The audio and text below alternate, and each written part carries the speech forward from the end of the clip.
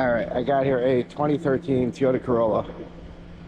Customer complaint is, I don't know, I didn't really get too much information about it. Not sure. There, I'm using a new scan tool. This is the, what is this? The XTOOL D7W. It's a wireless one. XTOOL sent it to me.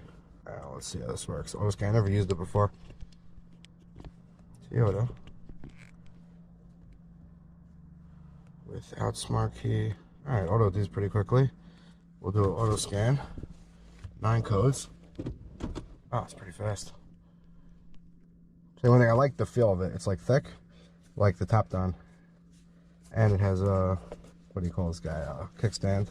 The one thing I do not like about it is it's a barrel style charger, which drives me crazy because I tried using it before and it was dead because I left it on by mistake and I don't have the charger in my car. And I guess I could keep it there, but oh, it's done. Cool. Okay, report. So those nice reports. Okay, we got a system tooling. Oh, that's in the cruise control. Sorry. In the engine, we got, okay, stall history is nothing. Startability is nothing. Rough idling makes sense. Tooling and a bunch of. Alright, all I'm doing is I'm going to check this link code because I don't think we have to look at anything else. Let me save this. 1011. Whoops. I hope you could see. I don't know if there's a screen recorder. I didn't really look through this yet. Alright, that's done. Exit. Let's go back into engine. Alright. Live data. Let's get math. Coolant temp. Engine speed. Just want long-term and short-term fuel trims. It's actually pretty cool. It's not in alphabetical order. It seems like it's like arranged. See, there's numbers, and that's how it's arranged. 22 and 23 is short and long term. That's pretty cool. I'm assuming at times it will also be very annoying, but for now it's pretty cool. Alright, let's just see how this graphing is.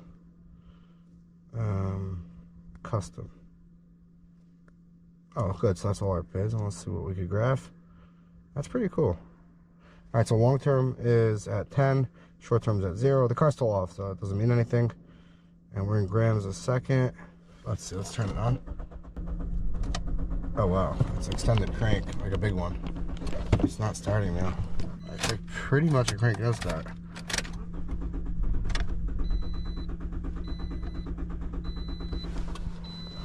To be honest, I think they're out of gas. Hold on, let's see. Engine speed went fast enough, calculated low, went to 100%. That doesn't make sense. 100%?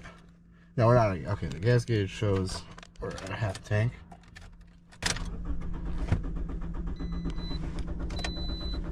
I have a mass airflow. Mass is cranking at 2.5. Seems almost normal for this car. Why is calculated load going up to 100?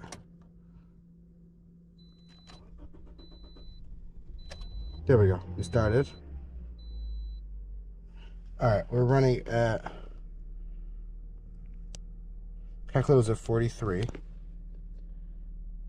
Alright, short term's at 20. Let's get some gas. And short term stays the same. So it's not looking like a vacuum leak. And the mass airflow is at 5.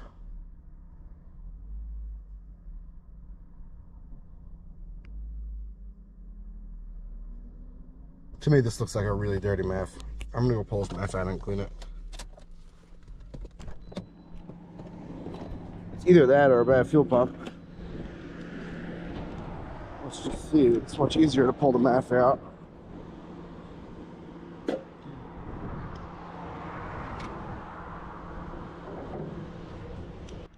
Alright, so now let's just pop this guy out.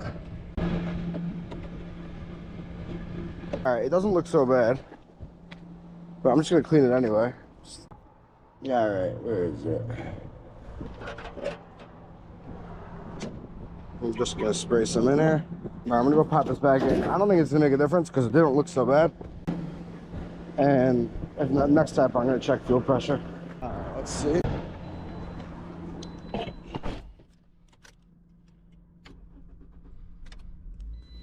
All right, start it up. What are we running at? This graphing is really good. I'm pretty impressed with it. All right, short term's at 19. Long term's at, it's dying when I go on load. It maxes out the load. I can't pick up at all. I stalled.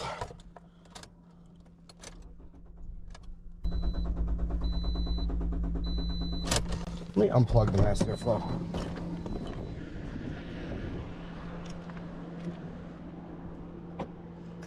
I want to see if I can run an open loop. All right, so let me check fuel pressure. See the easiest way to check it on this.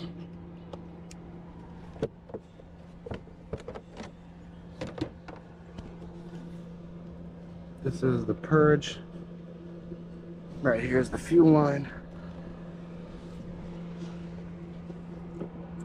I guess I'm gonna check it right here. All right, so that clip comes off, and then let me get my fuel tester. I keep in here a Toyota one. All right, I don't think I see anything. All right, I got it off. It does not feel like too much fuel came out.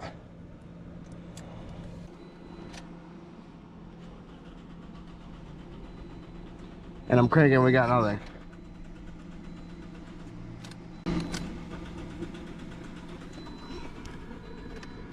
Let me just go check power and ground the fuel pump, make sure it's working, and then we'll see.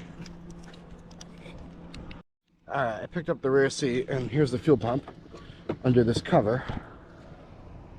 So I just want to get this clip out of the way. Then I can just touch the wires right here. Okay, so it's just the two thicker wires right here. I'm going to stick a test light in between these two. And if this thing lights up and still we have no fuel pressure, I'm calling a bad fuel pump. All right. Now really, you probably could go find the relay and look at the diagram. It just, I've dealt with these before, and you know, it's a simple circuit once it's not like a three-phase or anything. It's the old style fuel pumps. And one in right there. One in over there. Now this carries 4 amps, 4.5 amps really. If this thing lights up while I'm cranking, that's enough for me to call the fuel pump. All right, so right now I am cranking and it's light up. So we got good power, good ground, and we have no fuel pressure. So that's it. This fuel pump's dead. I'm gonna bang the bottom of the tank just to see if I can get it temporarily to start. It will probably show it running really lean. That's why it was starting installing. All right, so I got someone cranking it for me now. We got 5,000 ohms. That's definitely open. That's way too much. On a pump, you pulls around like, you know, 6 amps. So that's gonna have to be way lower than that. And it barely started, but now we got no fuel pressure. All right, I'm just gonna do another scan now just to see. I just want to see if it has the battery, because it's pretty cool that if it does. Okay, we're just doing an auto scan. There we go. Toyota without smart key. Okay. Automatic scan again. I feel like this went really quick. The one thing I didn't like about the auto fix, that was the other cheap scan tool, was it was pretty slow.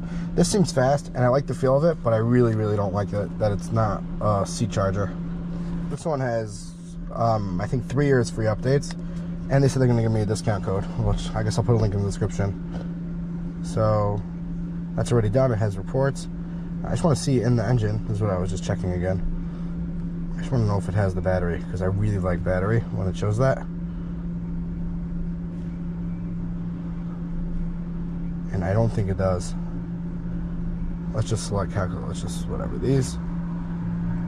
Now that is a pretty cool feature that it like numbers them. I don't know where they're getting that from, but it's pretty cool. I'm gonna click custom. It will pull up the PID list, but it does not have what's called, does not have battery, and the autofix does, but it's still pretty cool. The only real downside for me is this barrel connector, but otherwise it looks like a pretty solid tool. It has a nice stand, and it just feels like better quality. And I'm trying to figure out what it's based off, but it looks different than the Launch and the Autel, so I guess it's maybe their own thing. But yeah.